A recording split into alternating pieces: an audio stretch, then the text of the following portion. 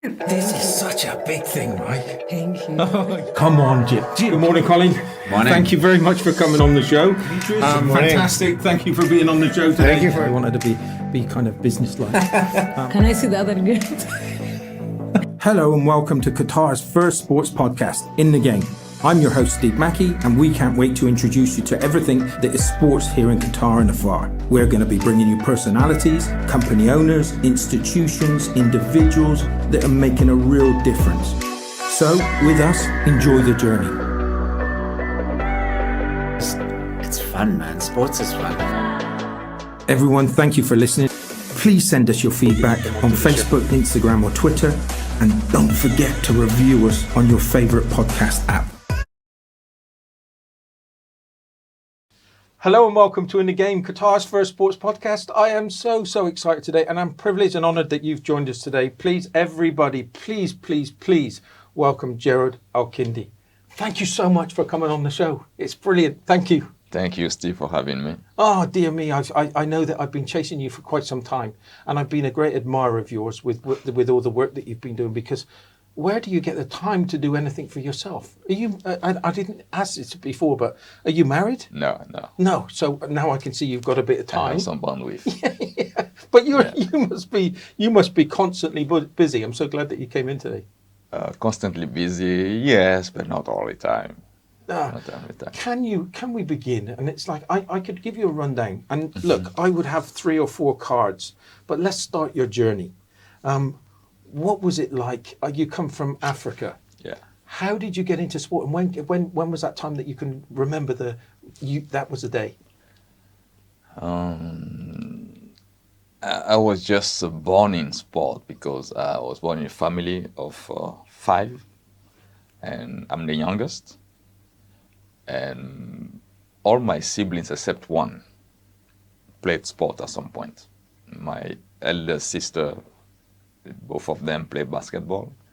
My brother played football. And it was almost a natural call for me to be in sport. Okay.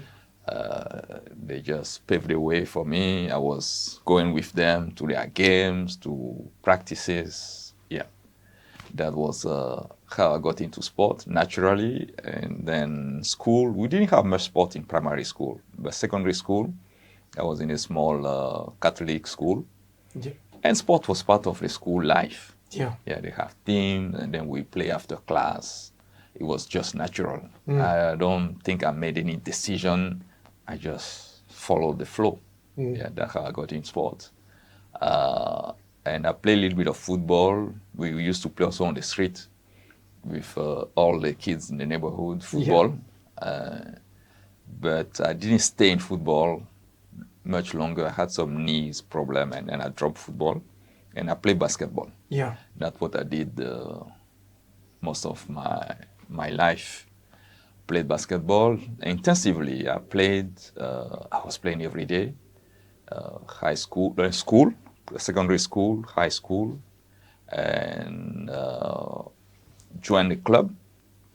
We used to play the school sport, and then we'll join the club to play club sport as well. Yeah. Then we were playing every day. School breaks, we play morning and afternoon. It was the only thing we used to do. Did you get to school earlier? Because I remember as kids that I would get to school at 8 o'clock in the morning. Everybody said, are you crazy? But it was that time just before school that you could get, it was just fantastic. Yeah, no, we didn't do earlier, but we will come from school, we play before we go home. Okay. It was after school. Yeah. And our breaks, we were just, every day we would play. Every day we would be somewhere playing. Yeah. That was our life. And practicing, yes, it was just a natural. Wonderful memories, right? Yes. And you come from Africa?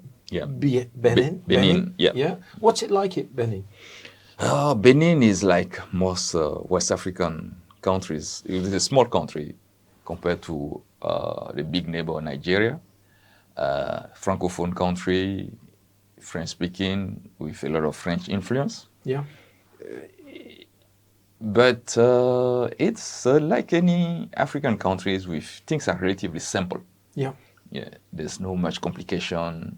It's not a rich country, but when you're in school, you definitively belong to an elite. Yeah. If you're in a good school, you belong to an elite. Then, but when I say elite, it's not a rich elite. It's Okay. just people in school Yeah. with you.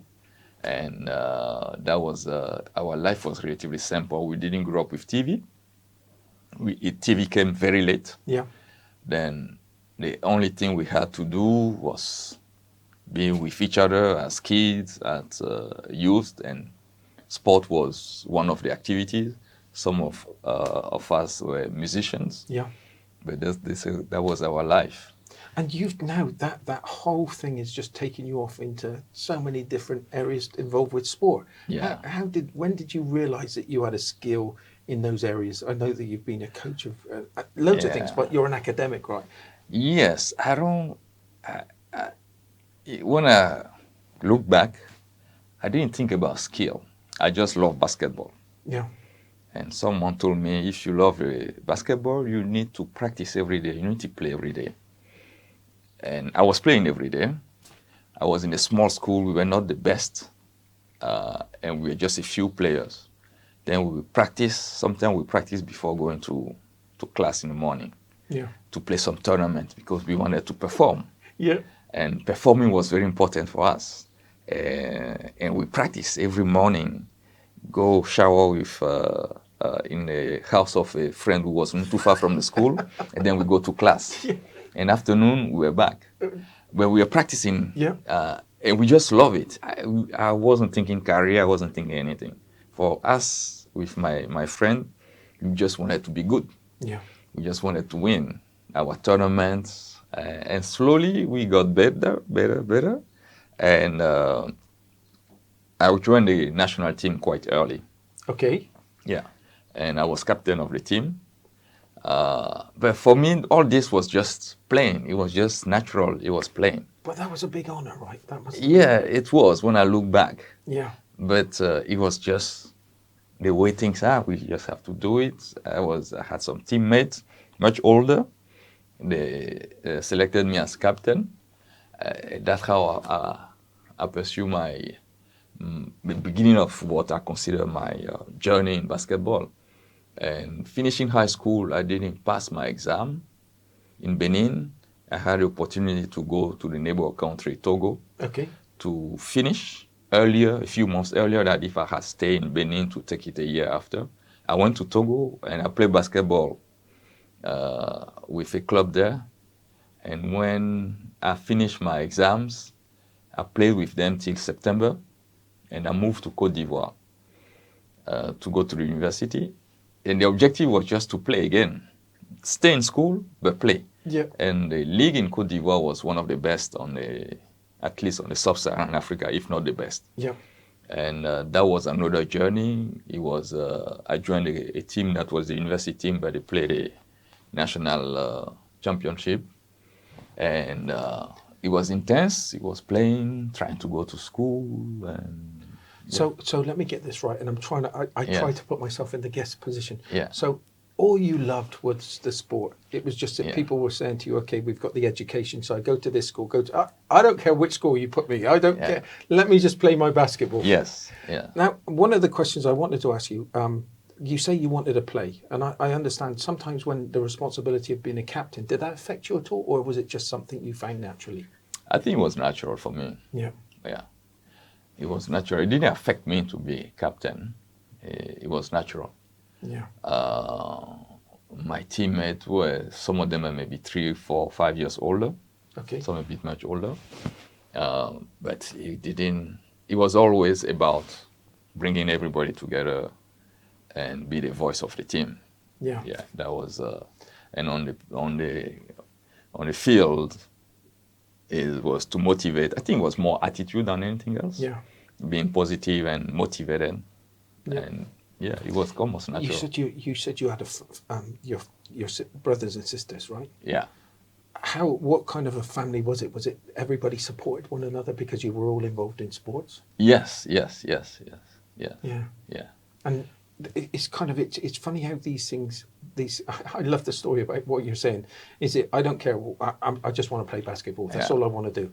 And where did it go from there? So you played for the national team. You went to Congo for the education. Côte d'Ivoire, because there were a level of ambition. I wanted to play at a good level while continuing my studies.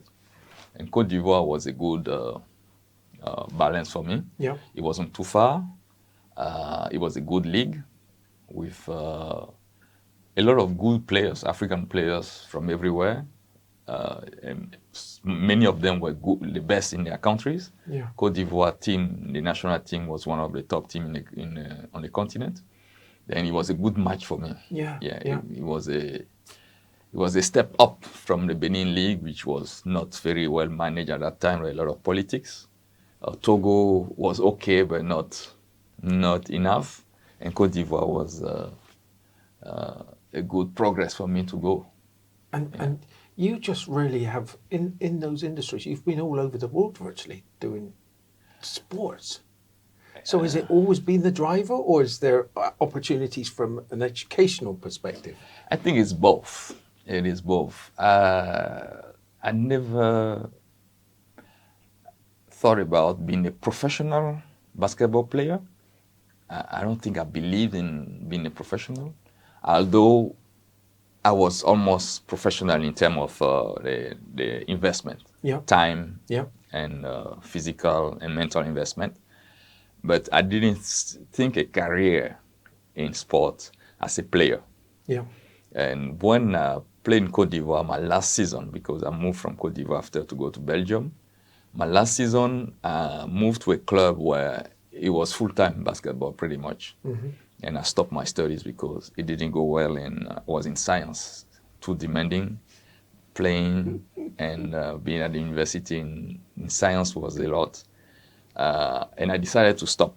And I took a 1-year break from school and play full-time for a club to make a little bit more money and prepare myself to resume school after while playing. Yes, that's what drove me. With basketball, who was your role model and why? This is interesting because we had very limited exposure to the NBA and all these things. TV wasn't much present. And it was more in Côte d'Ivoire, but the access to any game was very far away. We didn't have much access. We discovered these things very late. Yeah. And we didn't have role model. We were just picking up things here and there. We didn't have role model per se. And Michael Jordan and all these guys, they came after. And we admired them, but we didn't think them as role models. We didn't think that they were accessible to us in terms of what they did on the court at that time, because it was so far away. Yeah. And the fact that TV and their games were not in our daily life, it wasn't really a role model. They were not really a role model for us. The only thing we may have at some point is players before us. Yeah. Yeah, that we try to emulate a little bit. Yeah. Yes, it's difficult for me to say because I was more trying to create my own game. Yeah. Understand what it takes to get better and practice what I needed to do. We didn't have great coaches either in terms of individual techniques and all these things. We were just trying to see, analyze the game, what do? We knew that we have to dribble both hands, and we just practice it. We needed to shoot a lot. We tried to emulate some techniques we will see here and there in newspapers and magazines. That was it. Yeah. That was our life. In places like Benin and Congo, how important was, even if you were actually creating role models, right? Yes. People were looking up to you and looking at the standard of hard work. How important are these role models in a place like Qatar and places like Benin? How's the importance of those people? They are important, but there's a a challenge where they at least for basketball and many other sports, football a bit less, where most of the players didn't reach their maturity in their home country, and they will leave. Okay. And because they leave, there's a gap. Then the youngest player don't see them. Some youngest players saw me play, but not long. And from time to time, people would come to me and say, "Oh, I remember when you were playing. You inspired us." But I cannot recall much of it because I left early the country. Yeah. And Côte d'Ivoire is the same thing. I was in Côte d'Ivoire for 5 years. Then I hear some comment time to time. And because migration happens, we lose that ability to influence a younger generation long enough. Maybe those who are just before us, yes, but past 5-6 years, most people are gone. Right. They have left, they went to Europe or somewhere else. In Côte d'Ivoire, it was less because many of them didn't migrate. Yeah. But in many other countries, the migration was constant.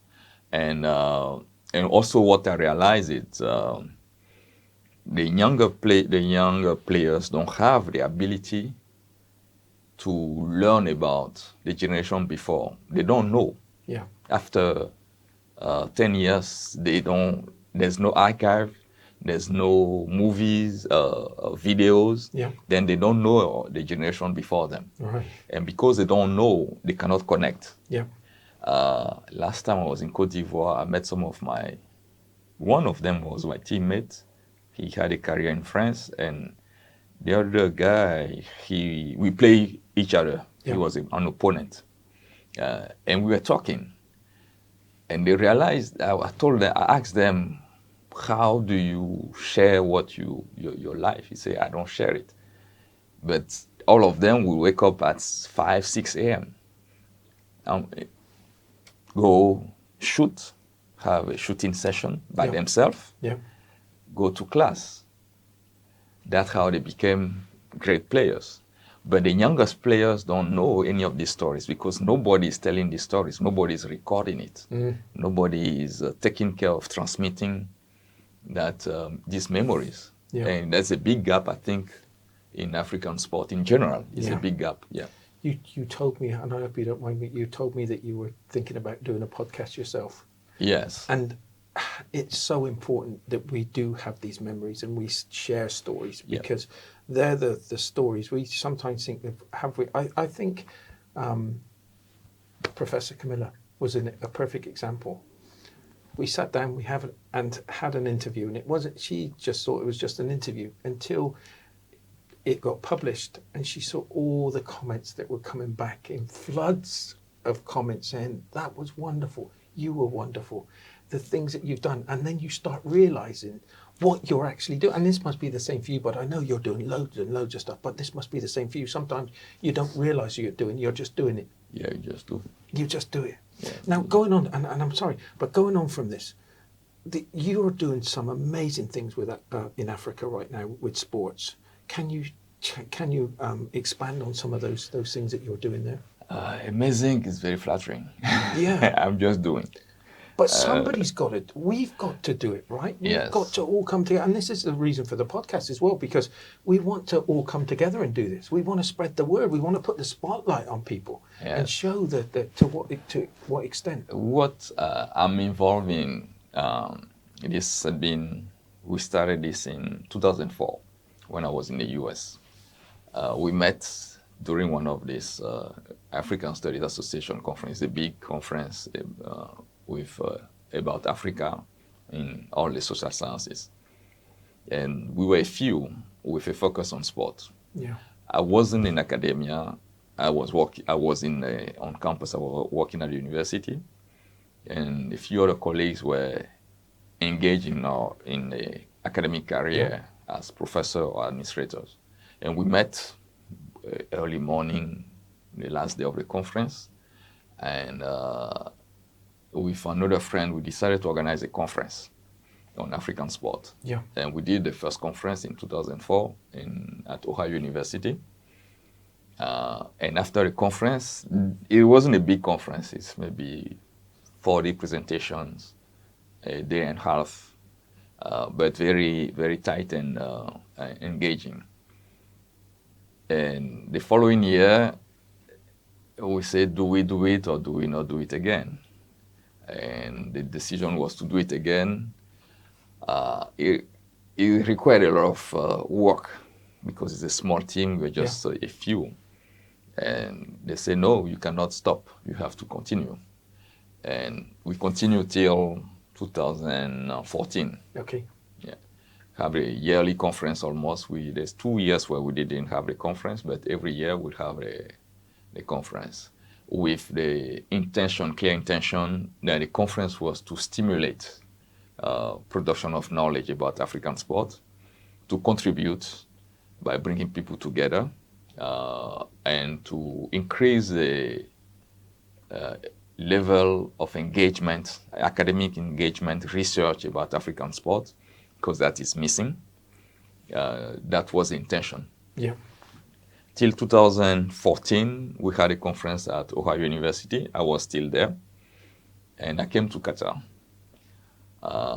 And I couldn't get an institution to engage and take it on. And when I came to Qatar, it stopped. The conference stopped. And then I had a friend who was part of our network in South Africa. She said, she just finished her PhD. She said, I'm part of an Institute for, I think, was Justice and Reconciliation at the University of a Free State in Bloemfontein. She said, I think we can host a conference in 2017. And that's how we resumed the conference in 2017. And since then, we are trying to continue it and create a more an organization around and see if it can keep alive by itself. Yeah. We are still not there yet, but 17 was in Bloemfontein. 18 we went to Zambia. 19 we were in Dakar in Senegal. Right. And last year we were supposed to go to South Africa again in University of Nelson Mandela. That would have been special. Yes, COVID derailed things. We did a series of webinars with panels, different teams. And this year we are planning to do a virtual conference. Since COVID is not going away, we cannot meet again in the space physically. We are planning to do the virtual conference. But what we really would like to do, the whole group, is to be able first to engage more young Africans into the field of studying sport in the environment, and to produce more of sport knowledge enough for African people and African descent people. That's what we are trying to do. We are far from the objective, but we are contributing. But I think what you're doing and what everybody's doing, because I've had a few guests from Nairobi, a couple of guests from Nairobi, South Africa. There's people that do want to make a difference there. Yeah. And there's such talent. It's only a matter of time before they identify how to bring that talent along, and then you will be out there competing at the world's best. I'm sure, because there are people like you that's doing things on that level. We are trying. From the time we started the conference up to now, the amount of production on African sport has increased drastically. Yeah. Yes, we contribute to it, but the challenge, especially on the campus in academia, is we have two challenges. Is sport valuable? People don't believe in it, except when you talk about sports sciences. Okay. Sports from human social sciences, from humanities, people don't consider it. that's the reality. It's difficult to present it as a valuable field of study. And then when we are out of, even within the continent, studying Africa from that perspective is not valuable. You have some resistance, except people who really are enthusiastic and who are already in. But in general, people say, what are we going to learn? Yeah. Yes, because it's difficult to have people who haven't been in sport, who have been engaged in sport, even those who have some contact with sports, to understand that sport is not just a physical activity. It's a physical activity that involves human being and involves all aspects of what the human being is. Yeah. It's physical, it is sociology, it is art, it is everything. Yeah. You can have sport in the middle of all disciplines. Yeah. It doesn't matter what. Yeah. It's difficult for people to understand it that way till we engage with them. And many times we invite people to a conference, and when they listen to presenters on some apparently weird topic, they realize, oof, I didn't realize that you could look at sports through music. You could look at sport through art. Or you could look at art through sport, or you could look at music through sport. This is a difficult discussion to have. That's one element. The second element, it is the only connection people have with sport is physical activity and performance. And to make them understand that it's beyond that. And even physical activity and performance, it doesn't exist in a vacuum. Many aspects of the society should be functioning for people to be able to just have a physical activity for health reasons or just for fun. And performance is another level that requires so many elements in the society to be functioning properly before we start thinking about, oh, we are going to perform, we are going to win. And that is a difficult discussion to have. And the other one is those who are completely crazy about sport. I call that the myopia of sport, who cannot see sport beyond the performance and the elite element of sport. They don't see that sport is much bigger than that. They're much bigger, right? It's much bigger than that. It's much bigger than a few stars. It's much bigger than a few guys scoring a goal for Manchester or for Liverpool or for a national team. It's much more than that. And then we get obsessed by all this elitist sport drive, and we lose perspective of what sport represents in society. It is part of the society. It's not just a few guys performing. But we've experienced. I'm at a certain age where I can remember playing in the streets. You used to put your jerseys down for the goals. And you would be there all day playing. You would take your turning goal. You would be outfield. You would do that, and then you would be playing another sport. I remember mine: windsurfing, canoeing, just all those rugby, football. It was just all those things that it was just something that you wanted to do. I just wanted to get that out of the house because my mum would have been getting me to do the chores. So it was always a way to escape. But when you were with your friends and the camaraderie that's going to last forever. That's where the strength is. It's like let's go on to Qatar. You're here in Qatar. You've had quite a few big jobs here in Qatar and helping and identifying how they're doing. They've done remarkable things here, really, and they've got a backbone that they want to do sports. They want to follow a sports industry, and they're doing fantastically well. What's a success? The first success for me in Qatar, it is the FIFA World Cup. It's maybe the biggest one, but I'm going to ask you something. I'm going to be controversial. Okay. But I'm not controversial, but I'm going to say, did they deserve it? They deserve it. They deserved it. They deserve it. Yeah, and they did this is deserve a it. story I tell everybody about Qatar winning the bid. I was traveling the night from the US to Europe, the night the results were announced. When I got on my flight, it wasn't announced yet. And when I landed, it was announced. I was going to Belgium, and all the Europeans were mad. They were literally mad. Say, how come? Russia and Qatar, that is impossible. How come? I say, why not? Why not? Why not? First time in Eastern Europe. First time in the Middle East. I say, why not? That's exactly what I said. I say, if they can put a bid and deliver, what is the problem? Yeah. What it is. Yeah. What it is. And they were really mad.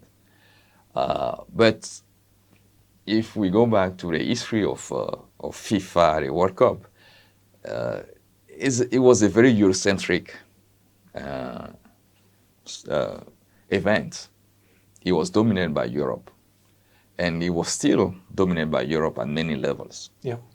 And so far, it's still hard for Europeans and European and Americans to understand that it is a global game. It is a global game more than a European game today. Yeah. Yeah.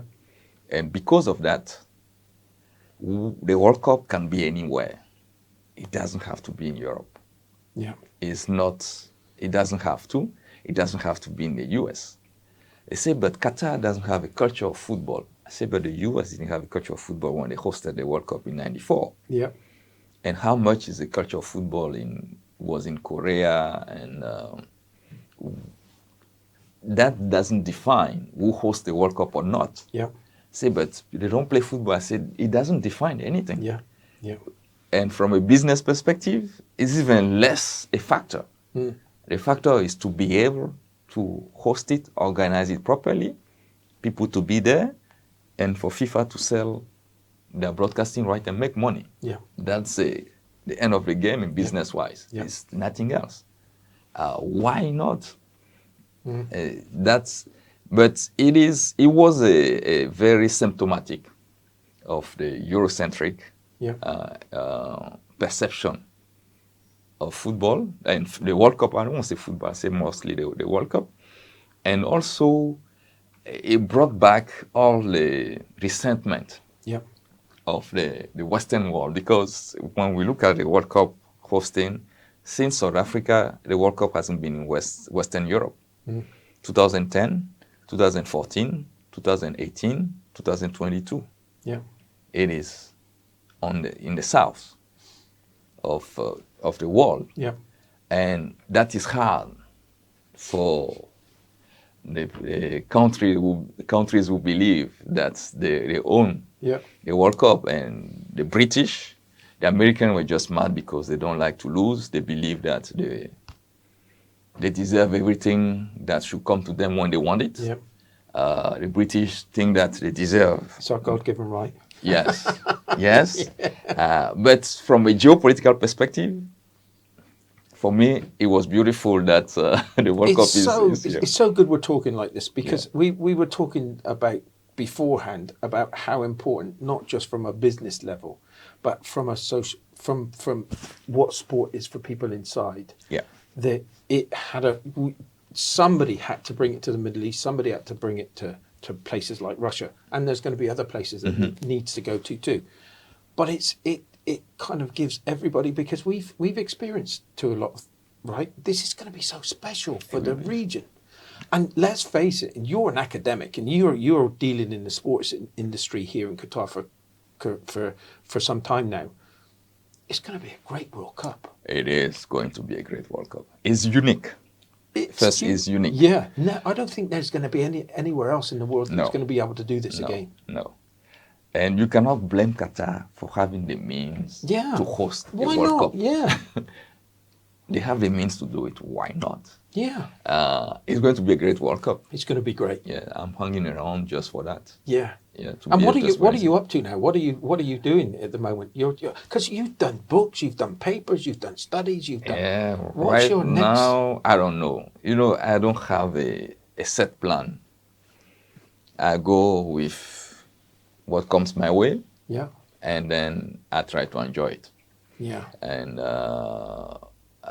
right now, I'm teaching as adjunct faculty at Northwestern University, and with the support of Camila, you had on the program. Yeah, she's wonderful. Teaching also at HBKU. Yeah. Yeah. Yes, Okay. that's what I'm doing now. And after that, I'm going to do other things. Sport will always be somewhere Yeah. along this my life. I'm working on with my organization and my colleagues on Sport Africa. Yeah. Yes, that's where I am now. What's your ambitions? What have you? What are your goals that you want to achieve? You've achieved so much already, but what's your goals that you want to achieve in the future? My goals, I don't think I have a specific goal. My goal is just to contribute. It's just to contribute. Just. Yes, where I can, and where I'm required to contribute. Yes, right now,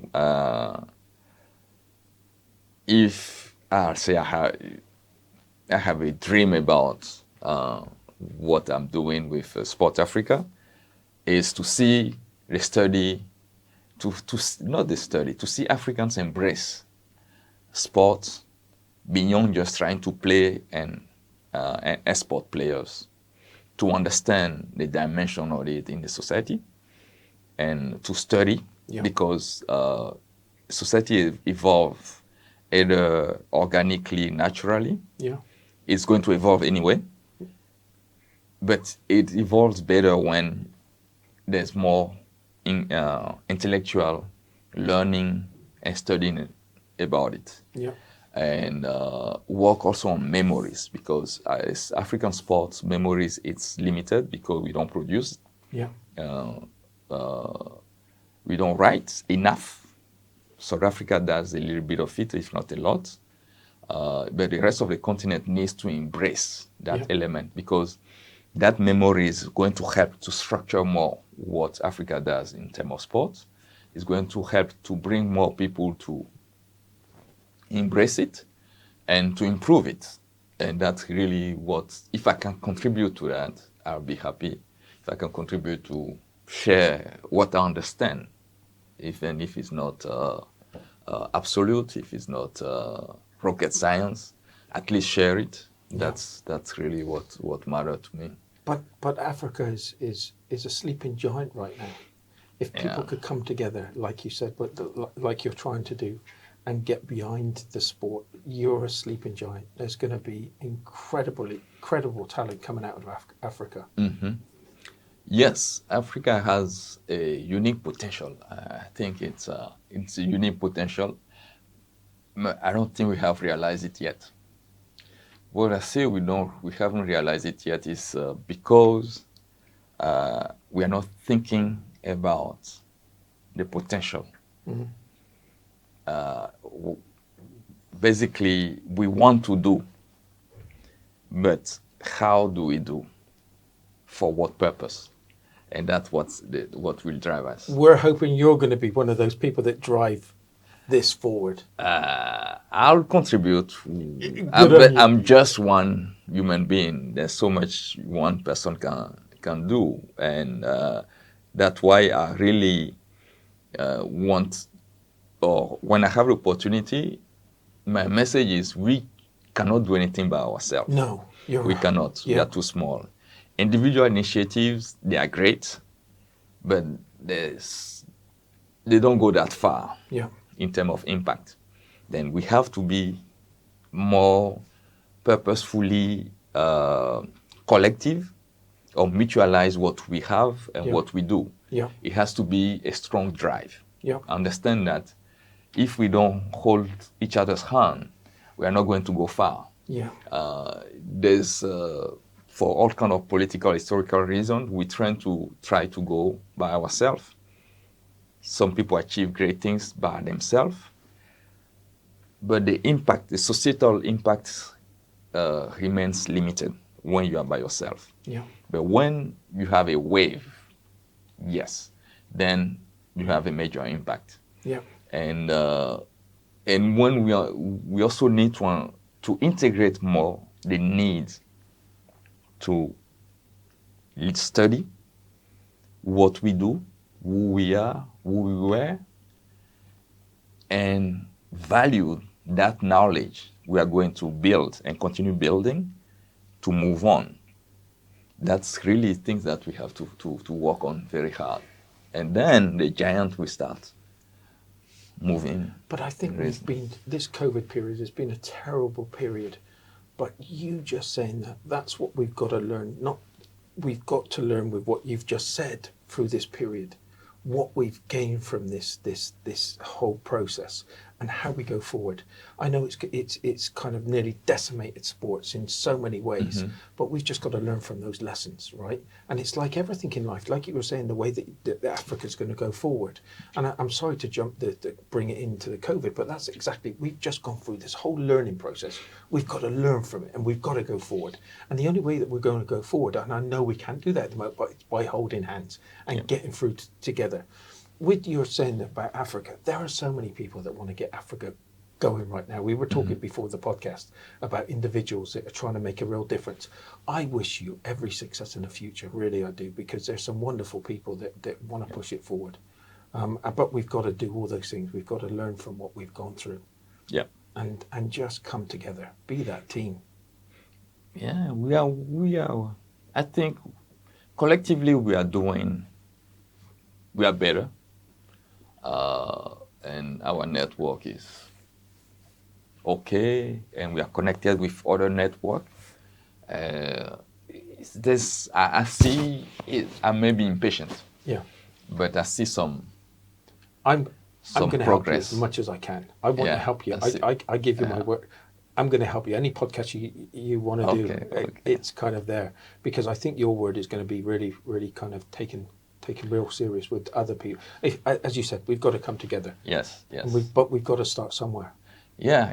And a lot of people are doing some great work. You talked about Cynthia, Brian. I have another friend, Will, who did a study on ecosystem of sports.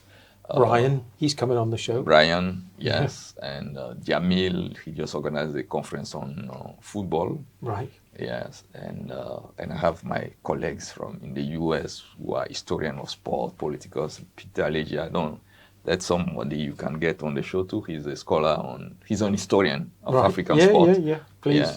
And yes, and we talk to each other. Yeah. And we connect with each other when we need support from each other. And for me, it's just a beginning. Because the network, it can be much broader and should reach more people. Especially decision makers, but it is growing. With the task in front of, and I know you're pulling a lot of people in and you're getting involved in. Does it ever daunt you, the task in front of you, or does it drive you further? It drives me further because first I just can't do what I'm capable of doing, and if I have to do more, pull, call, and then we do more together. By myself, I'm not worried that if I cannot go further, I'll get people to take it from there and continue, because that's what I believe we should be doing. And this all stems from that time that you built friendship teams in basketball. And that's something, when you're telling us about people should be considering, all your drive and enthusiasm, all those other people's drives, is for the love of the sport. Yep. It's for the love of the sport. We love it, and we understand what sport gave us. It takes time to get to that point, and we shouldn't force people to try to rush to say, "Oh, sport, we're going to give you that." It's a process you have to live through, and then you look back and say, "Okay, sport gave me this, and we all understood that." And on that note, I can't end this show better than what you've just ended the show on. That was phenomenal. It was. I am so glad that you've come to share with us your thoughts and your processes and what you've been through, your story. It's been a fantastic story. I'm definitely going to get you coming back on the show again because I know that there's going to be more and more interesting things that we can spread the word with. And again, anything that we can do, we're in. Okay. Thank you. If I come back, I maybe just repeat myself and then we are doing the same thing over and over. 100%. No, because there was so many stuff that and I can relax a little bit now. There was so much stuff that we could have talked about today that I could have brought up from these cards, but I didn't want. It was your story. And I just guided it a little. But the way that you your thought process, that was a great show in my eyes. Today was a great show because of what you're doing for others. And as we said, making a difference. And I know that you're not doing it all on your own, but somebody's got to start. Somebody's got to start to pull those things together. And if we don't have that, if we haven't got that, then what have we got?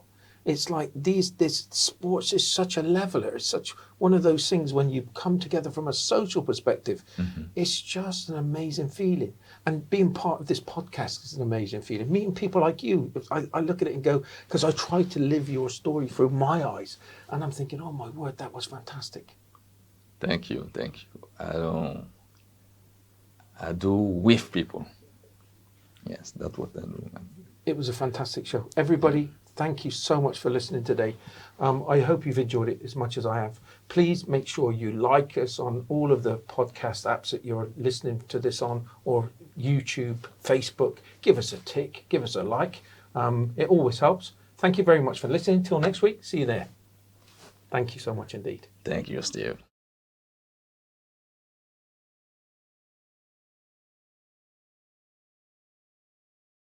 Everyone, thank you for listening. Please send us your feedback on Facebook, Instagram or Twitter. And don't forget to review us on your favorite podcast app.